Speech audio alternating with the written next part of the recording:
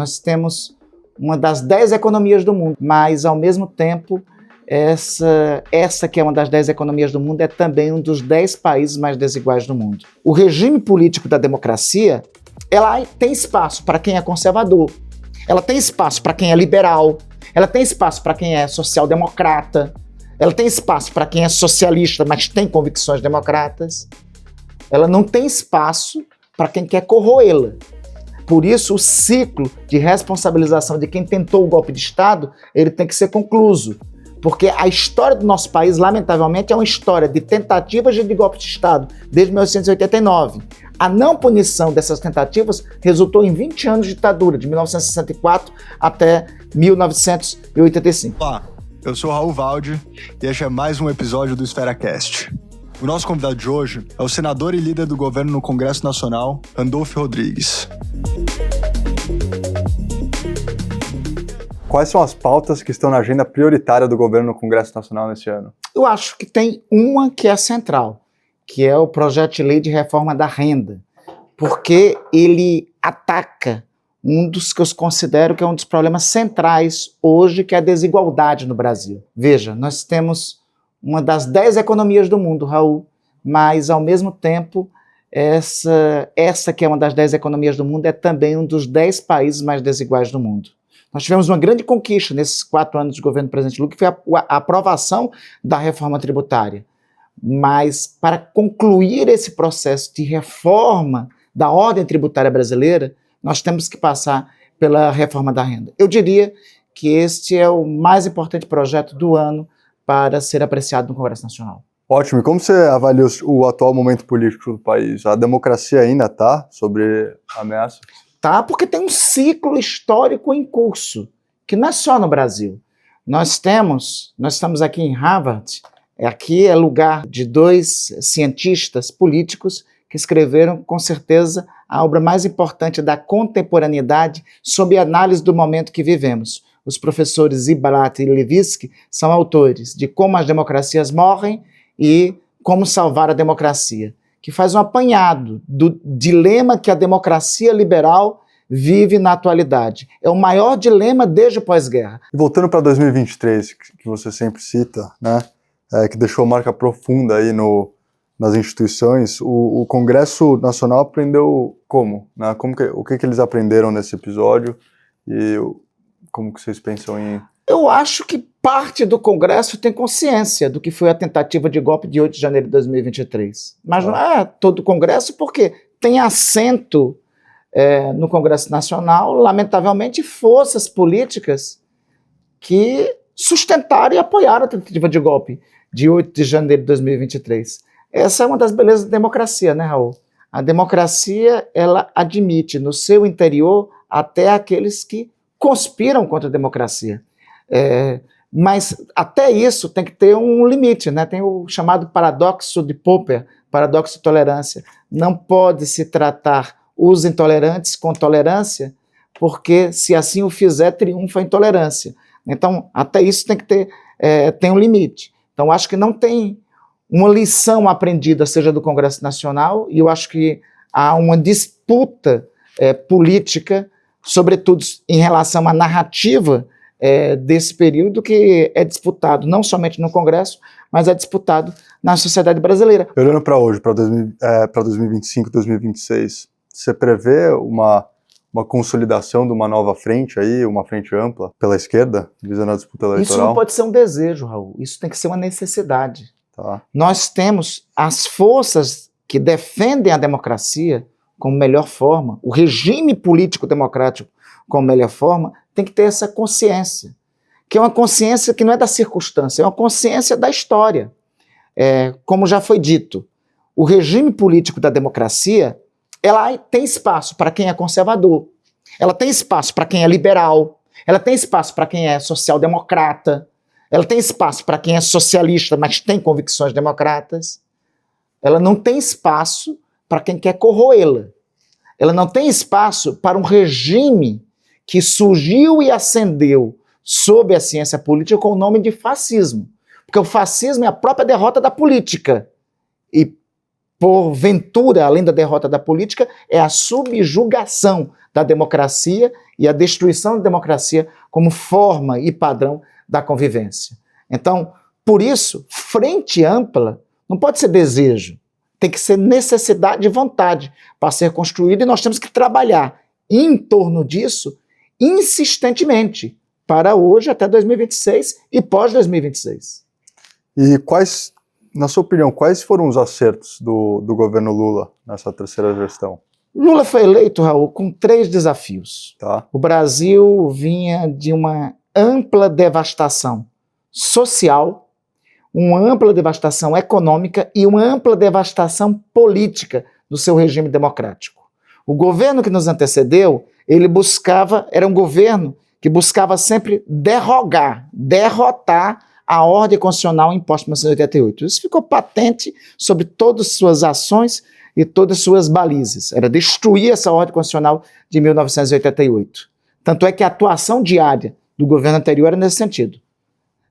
Destruir as políticas ambientais, não reconhecer o direito dos povos indígenas, derrotar, subjugar o Sistema Único de Saúde, que foi atacado, sobretudo, na pandemia, atacar a liberdade de imprensa e atacar a separação dos poderes, notadamente a atuação da Suprema Corte, Supremo Tribunal Federal.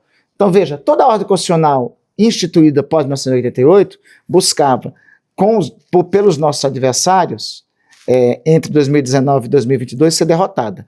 O governo do presidente Lula foi eleito com o seguinte signo, primeiro dos signos: reconstruir politicamente o Brasil, defender a democracia.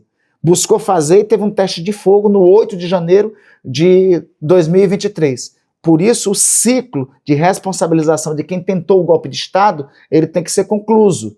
Porque a história do nosso país, lamentavelmente, é uma história de tentativas de golpe de Estado, desde 1989. A não punição dessas tentativas resultou em 20 anos de ditadura, de 1964 até 1985. Então, primeiro, restaurar a ordem democrática, a vigência da ordem democrática no país e a defesa da democracia consagrada no texto de 88. Segundo, reconstruir as políticas sociais, o Sistema Único de Saúde, programas como Minha Casa Minha Vida, o que está escrito também no artigo 6º da Constituição. Todos têm direito à saúde, à educação, à preservação do meio ambiente, têm direitos trabalhistas, enfim, reconstruir o tecido constitucional presente ali no artigo 6º, que são sobretudo as políticas sociais do Brasil. E terceiro, a reconstrução econômica do país. Na reconstrução econômica é pressuposto. Responsabilidade fiscal é o pressuposto para ter responsabilidade social. Por isso tivemos que aprovar um novo arcabouço fiscal no Brasil, um arcabouço fiscal, inclusive, crível e que garante 2 anos de política de redução do déficit econômico do Brasil. Por isso, nós aprovamos uma reforma tributária que não se tinha notícia há 60 anos de aprovação do país, e a primeira reforma tributária sobre a égide de um governo democrático. Isso não é um feito simples, é um feito histórico. Então, a terceira vertente é isso, era a reconstrução econômica, e eu creio que nós temos tido essas 3 ações de reconstrução nacional em curso. Você falou sobre uma pauta super importante que é ambiental, né? Como que você enxerga a resistência de parte do Congresso para essa pauta ambiental? É natural, e climática? É natural do tempo, né? Nós tivemos um processo de criminalização das políticas ambientais, e repito mais uma vez, do texto de preservação e de defesa do meio ambiente que foi esculpido na nossa ordem constitucional e na nossa vida cotidiana, na nossa ordem, nossa vida cotidiana, pela Constituição de 1988. As ações têm estado em curso. Nós tivemos por 2 anos seguidas a maior redução de desmatamento da Amazônia que tivemos até agora. Também é necessário fazer mediação, né? A defesa do meio ambiente não é incompatível com ações, com medidas que busquem o desenvolvimento nacional. Tem um debate aí sobre a margem equatorial, que é necessário até para o meio ambiente, porque é necessário o petróleo que está na margem equatorial para financiar a transição energética.